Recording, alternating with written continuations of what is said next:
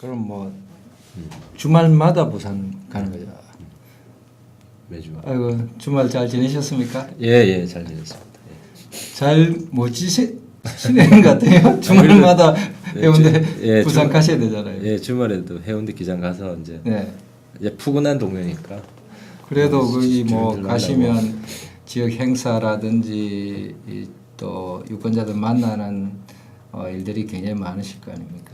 근데 처음에는 좀 약간 의무적으로 다가온 것도 있는데 요즘은 좀 가정에 들어가서 식구 만나듯이 편하게 적응이 많이 됐습니까? 예, 좀 훨씬 낫습니다. 예.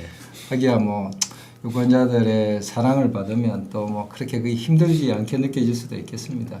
예, 그리고 지역 가면 또 배우는 것도 많고요. 예. 그렇죠. 예. 또 고생하시는 만큼 배우는 그 또 어떤 국민들이 원하시는 그 국민의 말씀을 듣는 시간이니까 예, 그런 그렇습니다. 점에서는 또 좋은 점도 있겠습니다. 그래요. 고생 많으시고 오늘 또 나와주셔서 감사하고요. 지난번에 우리가 북한 인권 문제에서 이야기를 하다가 아마 그 북한 인권의 심각한 실태에 대해서 이야기를 나누다가 뭐 시간이 부족해서 거쳐졌는데요. 그 이야기를 좀 이어서 한번 해보겠습니다. 지난번에 그 말씀 중에 그 거주 이전의 자유 또는 여행의 자유도 없다. 예. 사실 이런 얘기는 우리 남한 우리 뭐 대한민국 사람들한테는 얘기를 해도 잘 뭐 믿기지 않고 실감이 잘 안 날 것 같아요. 그렇지 않습니까? 예. 그러니까 우리는 이제 대학 졸업하면 자기가 가고 싶은 직장에 원서 넣고 이제 되면은 그 직장 가서 그 직장에 가까운 데 집을 구하기도 하고. 근데 이제 북한에서는 졸업하면은 직장을 이제 국가에서 배정을 해줍니다. 아 그래요? 예, 국가에서 배정을 해주기 때문에. 저희 그래도 원하는 뭐 네가 어디 희망하는 LG망, 인지망 써라 이런 건 없습니까? 예, 그거보다도 그냥 강제 배정 형태로. 아하. 물론 이제 희망하는 데가 있는데 희망하는 데 보통 되지 않고 네. 이제 소위 단간부들은 조금 외화벌이 한다든지 북한에서는 이제 외국에 자주 나갈 수 있는 직장이 가장 선호받는 직장이거든요. 네. 그래서 그런데 이제 배정을 해주고 그러다 보니까 이제 그 근처에 집도 이제 북한 정부에서 배정을 해주는 식으로 돼 있습니다. 그래서 기본적으로 이제 직업 선택의 자유가 없고 또 거주 이전의 자유가 없고 이렇게 돼 있죠. 거기다가 또 아까 심한 게 여행의 자유도 여행할 때는 허가를 뭐 받아야 되는. 말하자면 해당 자기가 속해 있는 당 이제 경찰서에 신고를 하고 신고를 하고 경찰서에서는 당에 문의를 하고 뭐 이런 식으로 그래서 여행 허가증 받아야 이제 다닐 수가 있습니다. 그게 뭐 어떤 식량 위기나 이런 때 조금 그런 게 이완됐다, 조금 무너졌다 이런 얘기도 그렇습니다. 지금 법 제도는 그렇게 돼 있는데 내용적으로는 사실 상당히 무너져 있습니다. 담배 한 갑 뭐 사주고 돈 좀 집어주면은 쉽게 끊어주고. 그래서 지금은 실질적으로는 이제 여행을 상당히 자유롭게 하는 평양 들어가는 걸 빼고는 평양은 뭐 성처럼 돼 있어가지고. 평양은 그렇습니까? 예, 평양은 또 상당히 까다롭게 합니다. 들어가는 거를. 그러면 평양 바깥에 사는 국민들이 평양 안으로 들어가는 건 매우 어렵게 돼 있고. 예, 굉장히 어렵게 돼 있습니다.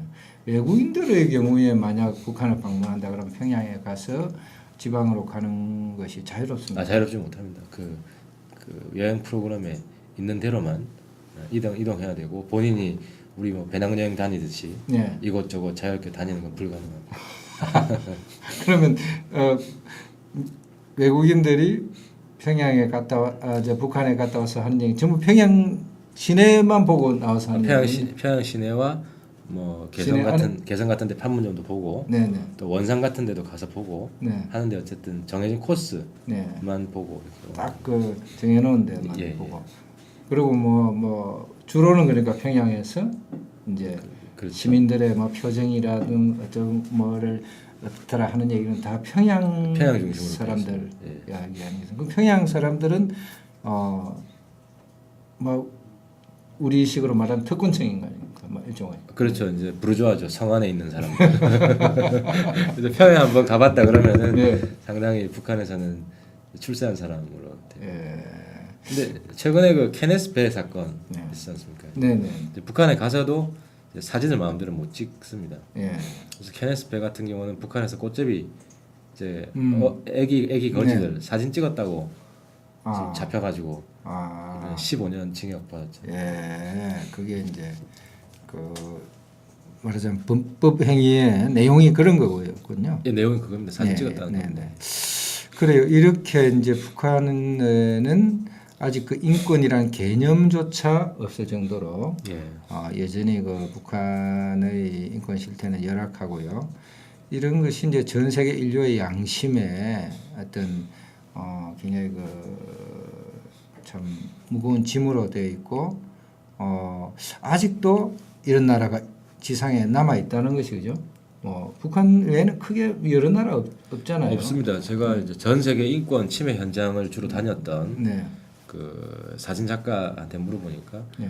국가의 조직적인 폭력에 의한 인권 침해는 네. 북한이 최고다. 이제 현재 전 세계. 현재 전 세계에서. 그럼 뭐 우리가 역사책에서 보는 뭐 히틀러 치하의 독일이나 또는 스탈린 치하의 소련 이런 그렇죠.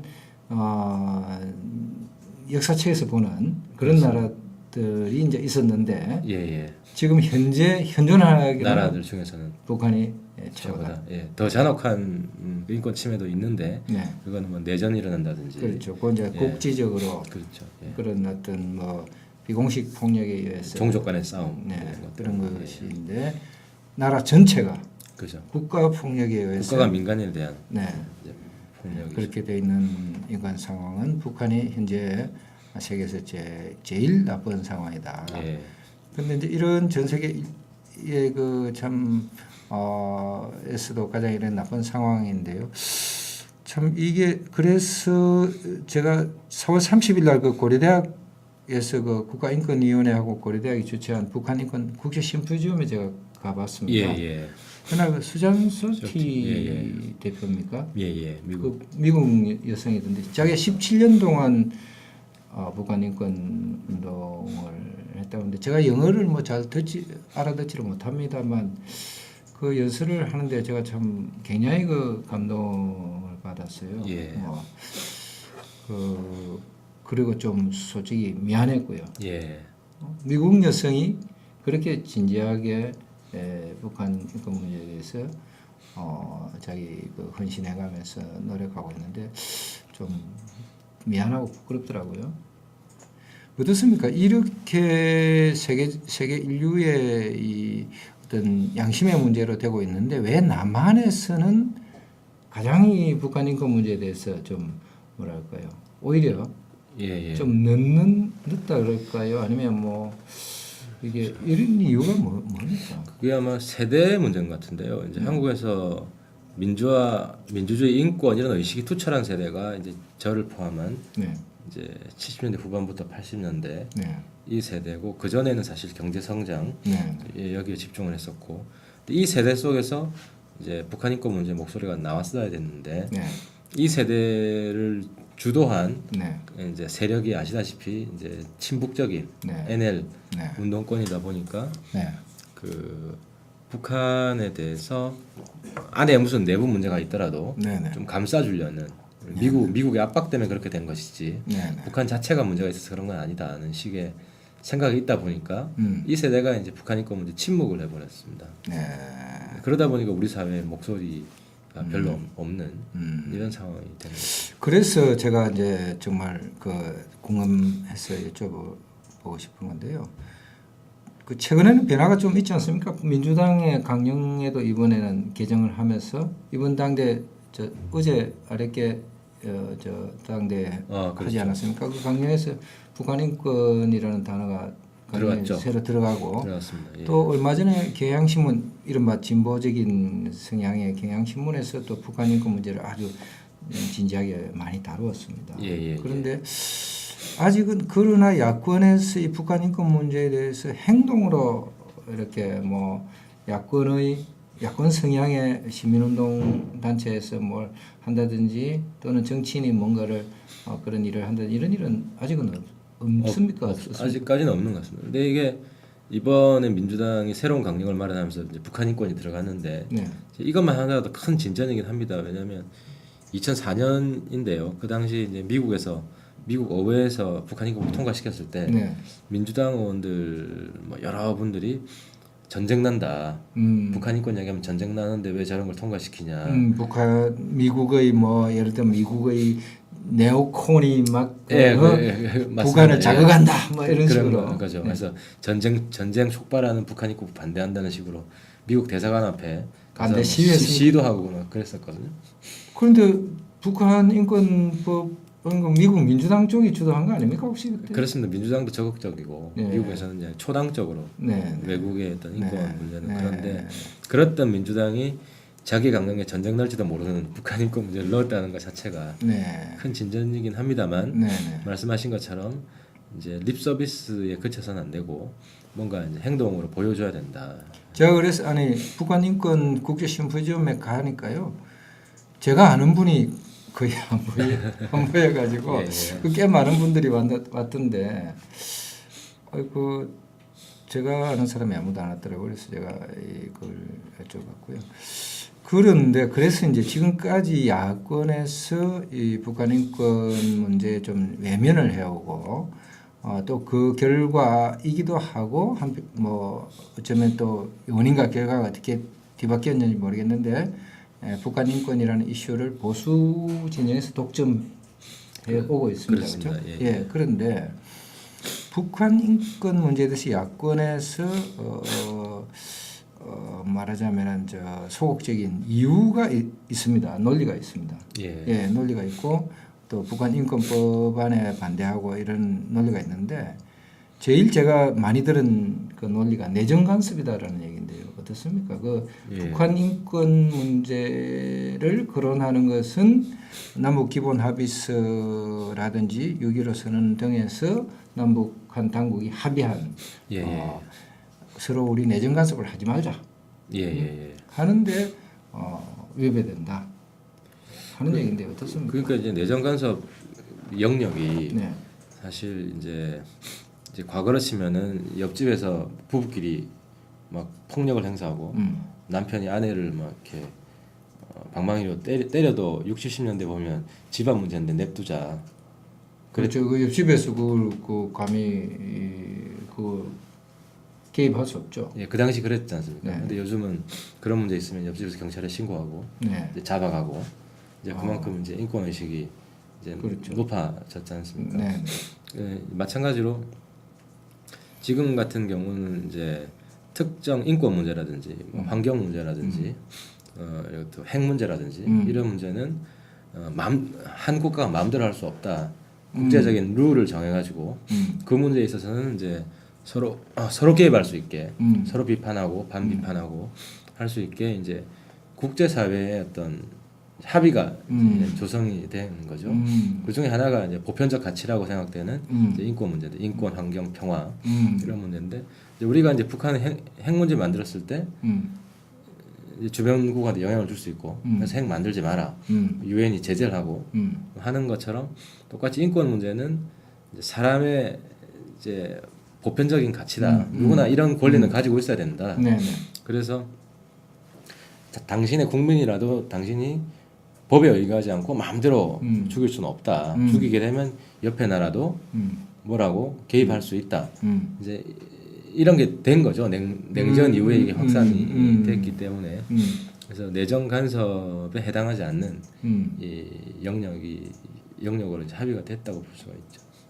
그러면 이거는 이제 어떤 뭐 학자들의 경우에는 이게 어떤 논란이 이론적인 그 논란이 될 수 있는 문제일 것 같습니다. 이론적 논란이 되는 부분은 그런 대량 인권 침해가 일어났을 때 일부 학자들은 무력을 통해서 전쟁을 일으켜서라도 그걸 막아야 된다 하는 그런 이제 주장도 있고 이제 거기에 대한 반론도 있고 이제 이런 건 이제 논란이 될 수 있지만 우리가 이제 국제사회에서 성명을 발표하고 또 어떤 법을 제정해서 간섭하고 NGO들을 지원하고 평화 이제 그 비군사적인 방법에 평화적인 방법의 지원 같은 경우는 사실상 논란이 안 되고 있습니다. 거의 그거는 뭐 국제적으로 이미 합의가 되어 있다.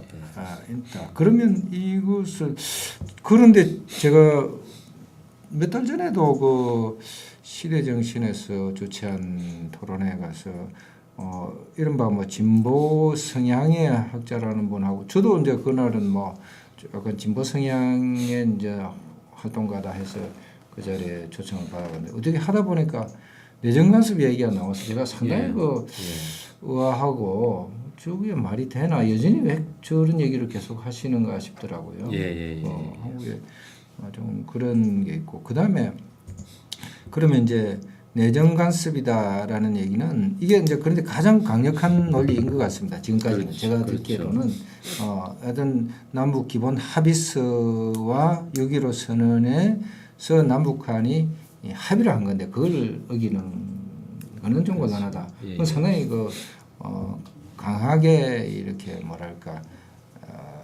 이야기가 되어 왔던 것 같고요. 하나는 이제 아주 좀 실용적으로 북한 인권의 개선에 도움이 안 된다. 오히려 역효과가 난다. 이거는 어떻습니까? 이거는 실제 지금까지 운동을 한 결과 어떻다고 볼 수 있겠습니까? 그래서 제 경험상으로는 가만히 있었으면 이제 북한이 최근에 이제 변화를 보이는 게 유엔에 보고서를 자주 제출합니다. 그 전에는 90년대 이전에는 거의 제출을 안 했습니다. 의무화가 돼 있음에도 불구하고 이제 그런 것 자체가 이제 국제사회에서 목소리를 높이니까 좀 더 눈치를 본다는 거고 또 북한 헌법에 인권이란 말이 뭐 4년 전인가 들어갔어요. 헌법 개정할 때 처음으로 인권이란 단어가 들어갔고 또 요즘은 조사를 받을 때 그 뭐 묵비권이 있으면 이런 이야기를 형식적으로 해주는 모양이에요. 그 전에는 아예 그런 얘기가 없었는데 그래서 인권 침해 그 논란을 이제 피하려고 하는 것 같고 또 정치범 수용소 같은 경우도 폐쇄하는 경우가 있습니다. 그래서 3년 전에 그 회령에 있던 정치범 수용소를 폐쇄했다는 게 여러 사람을 통해서 확인되고 있는데 그걸 없앴습니까? 한계를 없앴습니다. 그래서 이런 것도 보면은 정치범 수용소 얘기를 막 하니까 부분적으로 이제 폐쇄하는 경우도 생기고 이랬을 때 이런 변화들이 우리가 국제사회를 통해서 자꾸 이렇게 떠들지 않았으면 그런 일이 있었을까. 그리고 또 하나는 이제 가장 중요한 게 이제 북한 주민들의 의식이 이제 변하고 있다. 인권 문제에 대해 권리 문제에 대해서 각성 정도가 높아지고 있고 이런 변화들이 어쨌든 이제 북한 인권 운동이 활발하게 되면서부터 있었던 변화인 것 같습니다.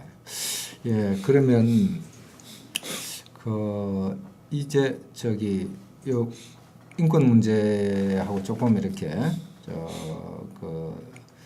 다른 문제입니다만은 개성공단이 요즘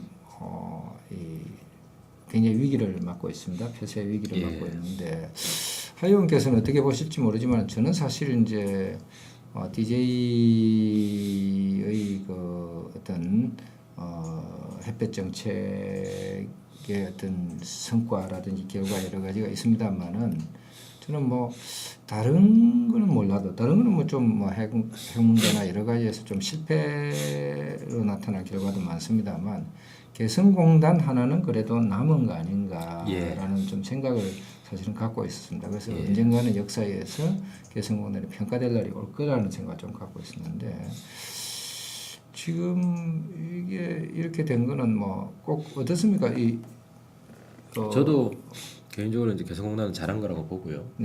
박근혜 정부 들어서도 이걸 더 확대하는 정책을 펴야 된다고 이제 생각을 했습니다. 근데 북한 같은 경우에는 조금 생각이 다른 것 같습니다. 이게 개성공단이 잘 되고 더 확대되고 하면은 자기한테 달러가 들어온다는 장점도 있지만 또 다른 문제는 그 개성공단 주민들의 의식이 자꾸 친남하나 된다. 이런 걸 좀 불안해하는 면도 있었고 그래서 북한 안에서도 이걸 유지하자는 사람들과 때가 되면 폐쇄해야 된다는 그런 양자의 목소리들이 같이 있었습니다. 제가 확인해 볼 때. 그리고 또 한 가지는 이제 김정일이나 김정은 자체가 그 자기 백성들 먹여 살리는 거에 대한 1차적인 관심이 있는 것이 아니라 백성들이 좀 굶어 죽더라도 이것이 오히려 이제 정권 유지하는 데 도움이 된다 그러면 오히려 백성들을 고통스럽게 하는 이런 정책을 취해왔기 때문에 개성공단 유지하는 게 자기 정책의 최우선 순위가 아닌 겁니다. 그래서 최우선 순위는 이제 다른 데 있는 거고 이 최우선 순위 정권 유지하는데 이게 그 이익보다는 손해가 많다라고 판단이 되면은 언제든지 이제 폐쇄할 수 있다. 지금 북한 당국의 이거 요구는 가장 큰 거는 뭐 임금을 올려달라는 그것보다도 이제 굴복해라. 굴복이란 게 뭐 특별히 뭐 그러니까 예를 들어서 이제 키 리저브 훈련 같은 거 하지 말고 또 이제 우리 그거는 삐라 같은 거 군사적인 문제잖아요. 그러니까 연계시키는 군세나 정치적인 문제인데 이건 북한이 경제 교류 그러니까 최근에 보면 북한의 모든 행동들이 정치 군사적인 문제를 경제 문제뿐만 아니라 문화 스포츠 문제까지도 연계시키는 정책을 취하고 있습니다. 이제 대표적으로 올 겨울에 송영길 인천시장 쪽에서 이제 추진하는 그 유소년 축구 경기대회가 있습니다. 네. 중국에서 축구대회를 하고 북한도 참가를 하는데 그래서 북한하고 이제 경기를 같이 해왔는데요. 이번에 북한이 그 유엔 제재 그거에 대해서 이제 항의 표시로 한국하고만 게임을 안 했습니다. 그래서 모든 문제에서까지 정치군사적인 문제를 우위에 놓고 그게 안 풀리면은 이제 교류를 안 하겠다. 이런 정책을 취하고 있는 겁니다. 그래서 이번에 개성공단도 사실 정경 분리 정책만 취하면 북한이 개성공단은 문제될 게 없습니다. 그러니까 지금 이제 그 상당히 어쨌건 뭐 그 사이에 여러 가지 그 뭐 우여곡절이 많았지만 그래도 거기서 일하는 북한 노동자가 한 4, 5만 명 되지 않습니까? 그렇죠. 그 정도죠. 그럼 꽤 규모가 크다는 얘기인데, 그죠? 예. 크고 그렇게 되면 그것이 하나의 어떤 북한 당국 입장에서 보면 뭐 그게 주민들이 뭐 친남하나라든지 의식의 변화 이런 것이 안 좋은 결과를 나올지는 모르겠습니다만 또 남한 입장에서 보면 상당히 또 좋은 결과도 되기도 하고 상당히 이렇게 이미 접촉의 면적이 굉장히 넓어졌다는 얘기인데요. 북한 개성 주변의 주민들은 꽤 거기에 생활 의존도가 높을 거 아닙니까 이미 4, 5만 명이 일하고 그렇죠. 있으면 거의 식구들까지 가족들까지 합치면 몇십만 명이 거기에 어떤 그 영향을 받고 생활에 의존하고 있다고 볼 수 있겠는데 그죠? 그러니까 이제 우리나라 같으면은 어쨌든 그거를 중국도 마찬가지고 베트남도 마찬가지고 거기에서 좀 더 열심히 하고 또 새로운 공단을 만들어서 외국 투자도 더 유치를 하고 이런 정책을 기본적으로 취할 텐데 이제 그게 이제 북한이 문제인 거죠. 글쎄요. 그러니까 그 이제 개성에는 또 그 뭡니까 공단을 더 확대 그게 사업이 잘 되면 더 확대를 해가지고 원래 계획대로 더 확대하면 굉장히 더 큰 공단이 될 수도 있고 남쪽에 있는 뭐 시흥이라든지 안산 이런 쪽의 공장들이 많이 이제 그쪽으로 갈 수도 있을 텐데. 이제 만약에 이제 개성공단 문제가 임금만의 문제라면 충분히 협상이 가능할 겁니다. 임금은 이제 단계적으로 좀 올리는 올라가죠 실제로. 올라가고. 근데 지금 임금은 너무 낮더라고요. 너무 낮아요. 근데 이제 그게 그 전에도 이제 한 4년 전인가요? 이제 75불 1인당 해서 북한이 4배 올려달라고 그랬고 그래서 어느 정도 요거를 수용을 해서 4배면 너무 많잖아요. 갑자기. 그래서 한 100불 이상 되는 걸로 알고 있는데 근데 이제 또 공장의 채산성이나 이제 이런 것들 물론 때문에 뭐 그런 게 있겠습니다만은 이제 임금은 좀 더 단계적으로라도 올려서 물론 거기 이제 입주해 있는 기업들이 감당할 만큼 해야 되겠지만 어차피 국가의 문제라기보다 임금은 기업들의 문제니까요. 그런데 저 개성공단이 임금을 노동자들이 직접 안 주죠. 안 줍니다. 예를 들어 100불을 받으면은 일단 정부가 다 그러니까 북한 당국에 말하자면 그 숫자를 계산해 가지고 이렇게 돈을 그쪽으로 지불하는 정부에 주는 겁니다.